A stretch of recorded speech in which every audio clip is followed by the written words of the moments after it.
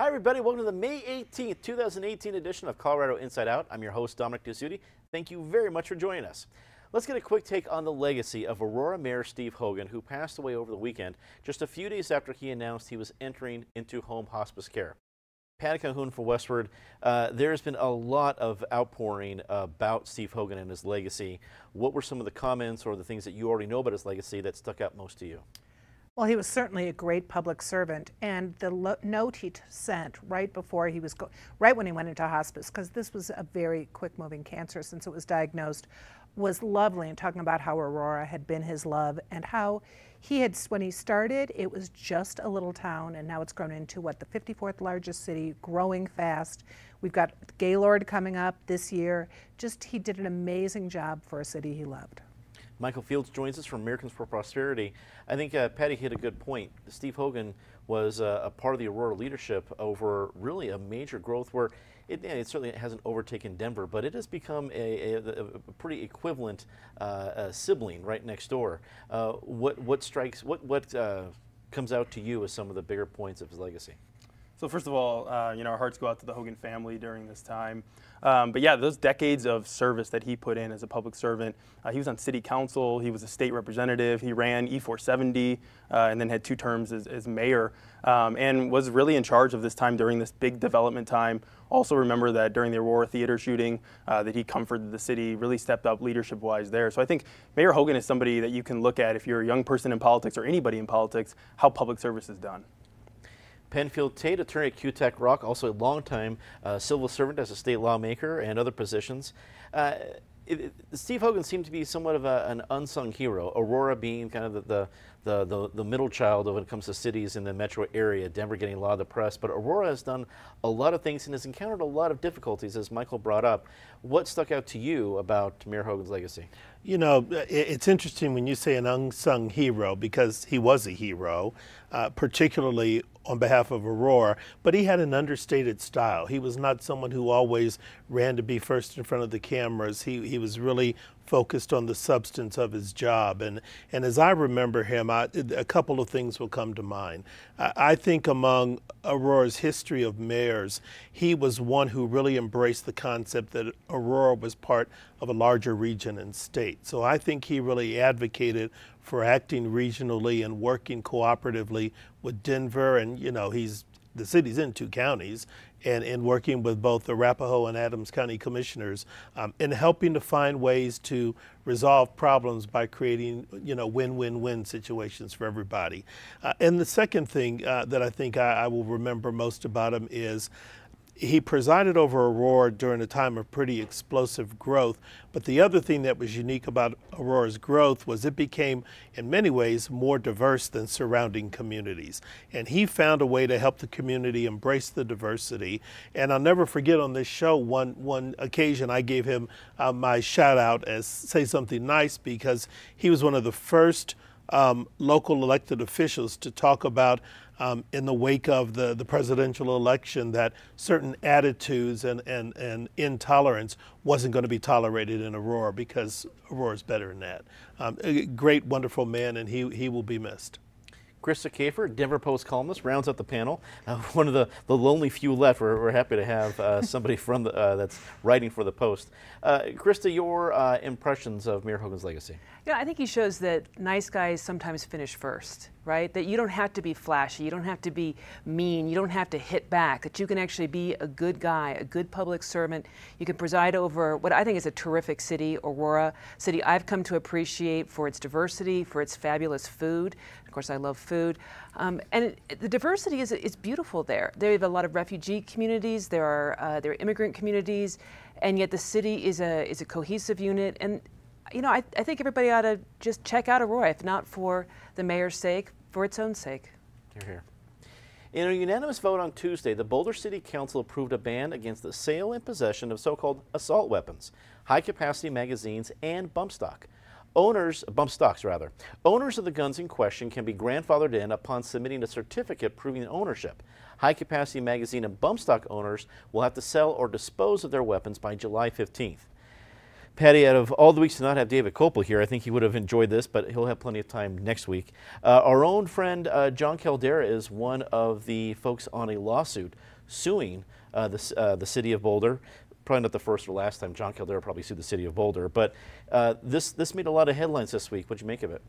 And it's only going to make more headlines because of where it is. Boulder, the city where animal owners are pet guardians, where I don't think you can be ugly and walk on the mall. I mean, there are all these different rules in Boulder that have passed through. It's not a surprise that something like this passed in Boulder. It's certainly not the only Colorado municipality that has made its own gun rules. Under home rule law, you can. Denver has far more strict gun laws than the rest of the state does. But in Boulder with Caldera, we're going to see a lot of action. People nationally like to talk about Boulder. It's the People's Republic of Boulder just makes for interesting press. Caldera always makes for interesting press.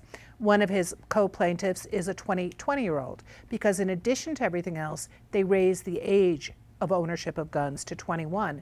So that's going to be another plaintiff. We're going to be hearing a lot about this both here and nationally, and I hope David comes back, but last we knew he was weeping in Las Vegas while riding a mechanical bull. It was pretty impressive. At the photo. NRA convention. Yeah, Perfect absolutely. timing. He's a rock star there, so it was good to see him riding the bull.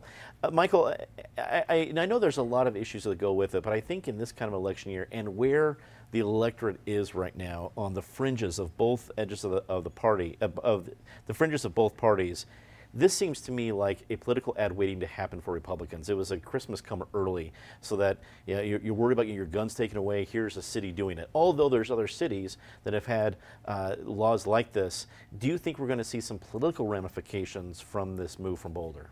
I actually think both sides will try to use it, to play up to their base because it's very popular on the left to have stuff like this, and the right, obviously, that's already started with protests and different stuff like that. I think this has been tried in other cities. It hasn't really made anywhere safer, and I don't think it'll make Boulder safer. I think that with the lawsuit, one of the big things, and Patty brought this up, was the fact that moving it to 21 years old, you have 18, 19, 20-year-olds who can fight in the military, who can die for your country, who can vote, and now they are not going to have access to purchase firearms. I think that part of it, there could be a big constitutional challenge on.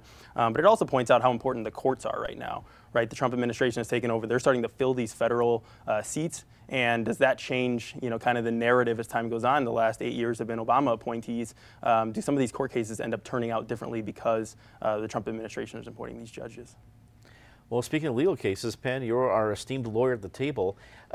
We've heard a lot about the lawsuit and different elements of this particular law. From what we know from other laws in other areas to this one, and I realize it just passed this week, so I'm not expecting a full law brief here, but what can you share about what we should expect legally? I think Michael raises a good point. Initially, this is going to be handled with local judges, and I suspect the law will be upheld, but the Boulder in this legislation will become sort of the factual backdrop for other cases that will be brought at the federal level to try to challenge the ability of local governments to enact this sort of legislation. And I'm with you. I'm sorry David's not here because I came loaded for bear. How about a copy of the Constitution with me? And he's not here today. But, when we have these debates, and as David and I normally frame it, I always tell people the first 4 words of the Second Amendment are a well-regulated militia. And so the right to bear arms, at least under the U.S. Constitution, is all within that context.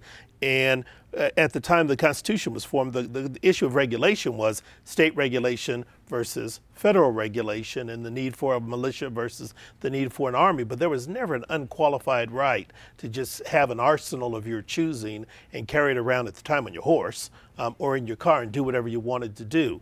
And so, Boulder's regulation is just going to be a part of this. It's ironic that we're talking about this on the day of yet another school shooting in Texas that is going to have a tragic outcome with several people having lost their lives. And what it shows you is people have a desire to feel safe. And Michael's right. Both sides are going to play this issue up politically. But I think the overriding sentiment in the country right now is people aren't feeling safe. And ironically, all of these shootings, they're not in inner cities. All of these mass shootings are in suburban schools and locations, which tells you something about people's perceptions about where you are safe and where you're not safe. Some assumptions are going to be turned on their heads. The biggest problem I have with the Boulder decision, ironically, again, is something Michael referenced.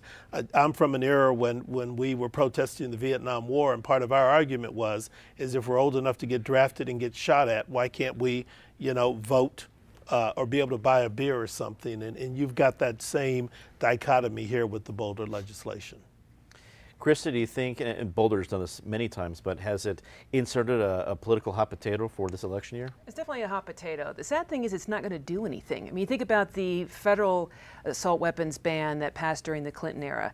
It didn't have any effect on crime rates whatsoever. And most of the time, rifles are not used for this purpose. Handguns kill far more people than rifles. And there's an irony here in that, a person who uses a single-shot Dillinger, an itty-bitty gun, to hurt somebody, to kill somebody, or threaten somebody, that person has effectively made that little gun an assault weapon. And yet a so-called assault weapon that's used for target practice or for self-protection is not an assault weapon. So there's a certain kind of arbitrary distinction here. What I would like to see is not these sort of arbitrary laws designated looking at particular kinds of guns. I'd like to see a red flag bill passed, like the one that came up in the legislature this time around, that says let's not take any guns away from normal, good, decent, law-abiding people. But when you've got people making death threats, people who seem like they've got mental issues, when a person is acting aggressive and has red flags, as I have no doubt the shooter in Texas today probably had some red flags, and we'd like that person to get some help, but in the meanwhile, let's take away their guns. We all have a right to self-protection under the Second Amendment, but if you're making crazy threats, that right through due process can be suspended. So let's not target normal, everyday gun owners. Let's target people who are crazy, malicious, and vile. I think it's a good point, and also the report that 9 News put out this week about laws that are being on the books that would ideally take guns out of the hands of dangerous people, those with posing a violent threat, but no actual enforcement. It's an issue we'll be certainly talking about. We talked about it for 4 years. We'll be talking about it for much of the time ahead. Next topic, let's get to it. The University of Denver Law School announced a settlement in the unequal pay lawsuit brought by 7 women professors this week. The $2.66 million settlement included a mandate that DU hire an economist to study faculty pay for 5 years and the creation of a password-protected database of salary information. Michael, do you think what do you think of this settlement, and do you think it's going to have repercussions for other organizations, including other schools? Well, I think it could. In this case, there was a settlement, and obviously, sometimes you settle stuff because you're worried about the PR or something like that. The PR was happening anyway on this, so I think they actually felt they did something wrong, and they actually, said here's a significant amount of money in order to help make that right. But I think, if it can happen at a law school, it can happen anywhere almost. It's like this is probably the last place that somebody should be doing this with all the expertise that you have in the room. But I'm somebody who does believe in merit-based pay. I think that not everybody should get equal pay just because that if they're better at certain jobs, that's great, but that's not what was happening here, obviously. The teachers that were here a long time that were really good at their job, and there was obviously something that had to be done. So I hope that different organizations, different schools take a deep dive into their salaries and look, are there inequalities based on race, on gender, whatever it is, that aren't merit-based, and assess it. So I hope this story gets out and that people do see it and they take it more seriously. Penn, what do you think? I mean, a $2.6 million settlement is not chump change. That's a big deal. And it seems that some of the other, besides just the payment, the placements they're putting into making sure that this is addressed wouldn't just be DU. That, it seems to me from the outside looking in, that could happen at other places to help address that issue if people felt that was an issue. What do you think? Well, no, this is not chump change, and this is a significant development and settlement. And I think in many ways it shows the power of unconscious bias that exists in many institutions in our society. And you've got a place here, I mean, it's a law school where theoretically the people know the law, but they weren't following it. And it just shows you how pernicious some of this bias is. Now, the amount of money and the fact that they're going to have to make some remedial steps moving forward, and they're going to have to look back and rectify some of the inequities. Tells you this is not just a settlement done just to avoid the embarrassment or the negative PR.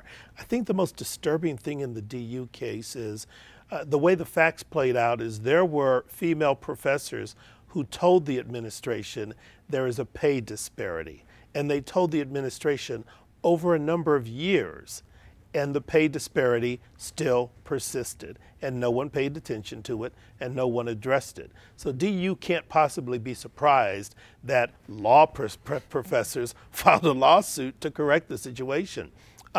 This was inevitable.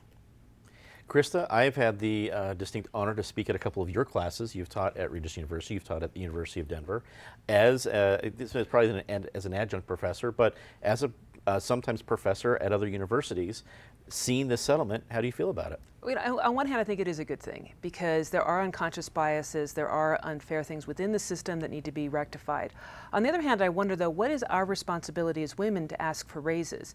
I understand that one of the plaintiffs had never asked for a raise. Well, if the men were very aggressive in asking for raises and women were not, could that have played a part in this situation? I'm glad that this employer will be now more proactive in looking at different things and making sure that merit is taken into account. But also, I wonder if women, and I speak from my own experience, there are times I should have been more aggressive in asking for what I was worth.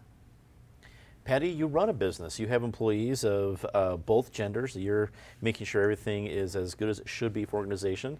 You see a settlement like this and the different things that the organization is going to put in place. How does it impact somebody like you? Well, Krista writes for me, and she's not getting a raise because she hasn't asked for it. You cannot put this on the women not asking for raises. I mean, you have to assume most companies, and certainly academic places, you're going to have yearly reviews, you're going to have tenure reviews, you have systems in place, and even if someone isn't asking for a raise, it is the right and proper thing to do as an employer to think about all your employees and to consider them fairly. So I know there was a woman who was arguing, I mean, she'd worked there for years and this was one of her decades, and she hadn't asked for a raise, but you would assume that it's being reviewed anyway. That's the right thing to do for an employer. Even if you don't have the money for a raise, you talk to them. And you certainly don't just give the raise to the squeaky wheel. So this has been in the works for a long time at DU. It shouldn't have had to come to this point, but I'm glad it did, and I'm glad they're taking the steps to remedy it. And I would guess all academia right now is considering the same things. The Denver Police Department, among other entities, are investigating an incident at the Rise Up Community School where police officers in search of a suspect reportedly drew their weapons on a teacher. The Denver Independent Monitor is involved, as is Denver Public Schools. Penn, this story is still developing, but none of the developing parts of it seem good. It seems that there's a lot to investigate here, and a lot of entities between the school district and Denver Police and the Independent Monitor involved. From what we know right now, what do you think? You know, it ties into the prior two topics about unconscious bias and, weapons, and in the context, again, of what's happening in Texas. The biggest issue here is, all right, so if you give the police full credit, they got a report from a staff member at the school that a student who was a person of interest in connection with a shooting in Lakewood was on the grounds, and they said that the staff member claimed the student posed an imminent threat. But the problem is when the police responded to the school, they didn't go to the office or check with any administrators. They sort of stormed the place, and they drew weapons on a staff member who was not a student who would have been a party of interest that they were looking for. They pushed one teacher out of the way who said, "You can't come in my classroom without a search warrant." They physically moved her to the side.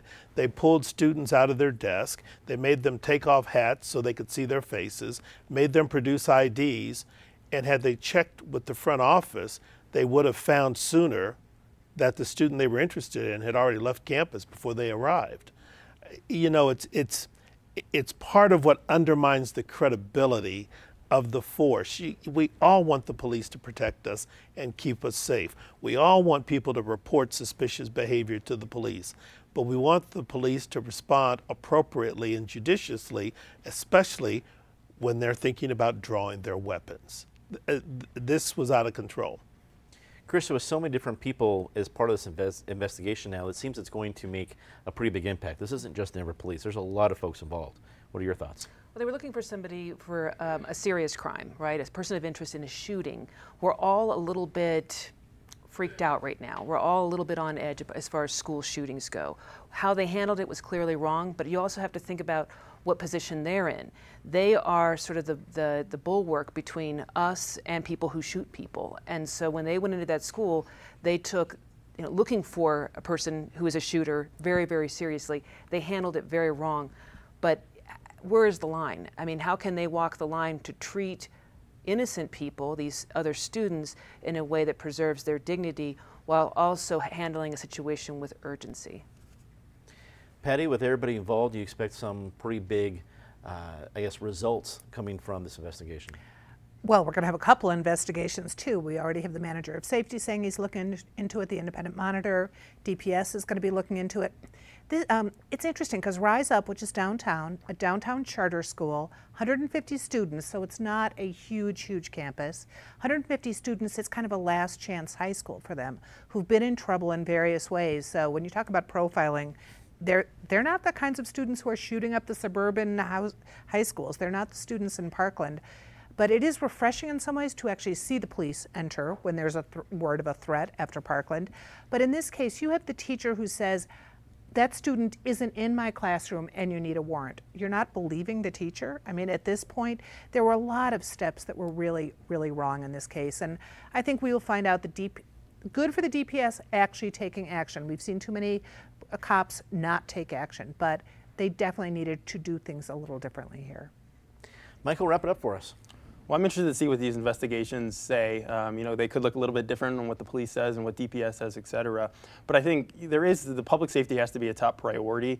And the fact that this could have been a serious, you think about if that person, the suspect would have, taken somebody hostage or shot somebody in the school, the call would have been, what were the police doing? They knew they had information. And so you want to err on that side, but then also, to Penn's point, it seems like it was a way overdone, that there were people, telling them this person's not here, they don't have to pull their guns, they don't have to shove people out of the way. And so, there has to be a balance there, and that maybe more training has to be done in order to say, how serious is this threat really?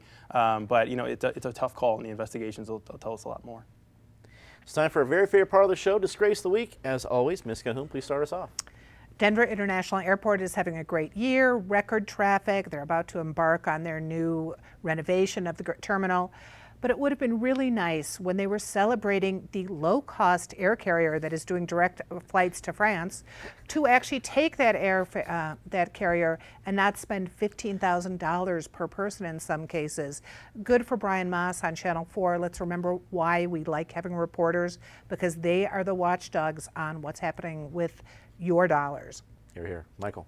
Well, I had the same one actually, but it's not just DIA, it's also Mayor Hancock and his staff that had something to do with this. And it just seems like every week there's something new with the Hancock, with the Hancock's administration. And I'm just waiting for a time when, we get through a week without something coming up. And so, I think they need to figure it out there and get more in touch with, what the people want.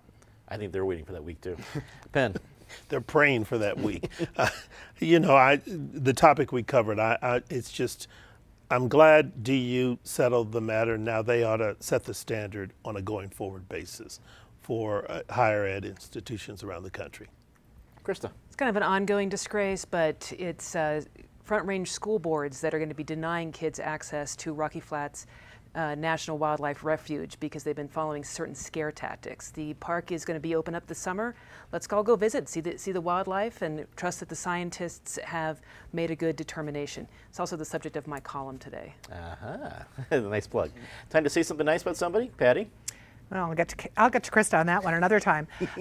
Camp Hamachi down in the southeastern corner of Colorado. It was the only Japanese internment camp in the state during World War II. Governor Carr did his best to take care of the American citizens who were transported out here and lived there. They'll be alumni from that camp will be returning this year, as they have for the last 25 years. And in the middle of it, a preservation effort is underway, and they just moved the old recreation barracks to Camp Hamachi, and they're going to restore it. If you have never been there, it's stunning to go see it and think about what happened in World War II to these American citizens. Michael.